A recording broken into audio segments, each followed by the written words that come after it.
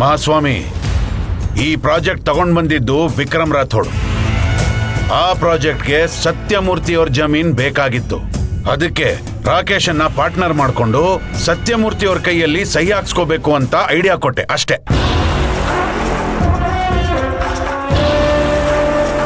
ಆದ್ರೆ ಈ ವಿಚಾರ ಇಲ್ವರೆಗೂ ಬಂದಿದೆ ಅಂತ ನನಗೀಗ್ಲೇ ಗೊತ್ತಾಗ್ತಿರೋದು ಮಹಾಸ್ವಾಮಿಗಳೇ.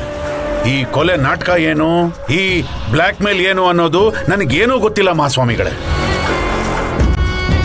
ನೀವು ಮಾಡಿ ಈಗ ನನ್ನ ಮೇಲೆ ಉಲ್ಟಾ ಹೊಡಿತಾ ಇದ್ದೀರಾ? ವಿಕ್ರಮ್, ಇಬ್ರು ಸಾಕ್ಷಿ ಸಮೇತ ಲಾಕ್ ಆಗಿದ್ದೀರಾ.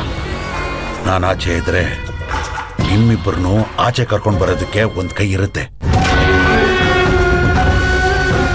ಏನ್ರಿ ಅದು? ನೀವೇ ಗುಸ್ಗುಸು ಅಂತ ಮಾತಾಡ್ಕೋತಾ ಇದ್ದೀರಾ? ಏನಿಲ್ಲ ಮಹಾಸ್ವಾಮಿಗಳೇ, ನನ್ನ ಯಾಕೆ ಇದರಲ್ಲಿ ಇನ್ವಾಲ್ವ್ ಮಾಡ್ತಿದ್ದೀರಂತ ಕೇಳಿದೆ ಅಷ್ಟೇ ಮಹಾಸ್ವಾಮಿಗಳೇ. ತಾವು ಇದರಲ್ಲಿ ಸೇರಿದಿರೋ ಇಲ್ವೋ ಅಂತ ಹೇಳಬೇಕಾಗಿರೋದು ಮಹಾಸ್ವಾಮಿ.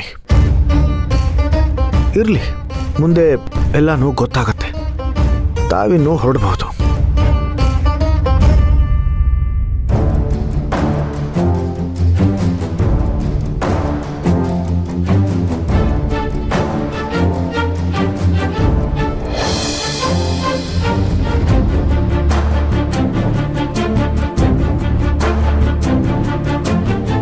ಮಹಾಸ್ವಾಮಿ, ಪದ್ಮನಾಭ ಅವರನ್ನ ಕರೆಸ್ಬೇಕು.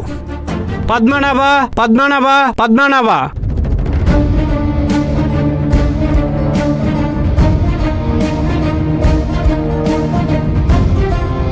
ಪದ್ಮನಾಭ ಅವರೇ, ನಿಮಗೆ ವೃತ್ತಿ ಧರ್ಮನೂ ಇಲ್ಲ, ಅನ್ನದ ಋಣದ ಬಗ್ಗೆನೂ ಗೊತ್ತಿಲ್ಲ.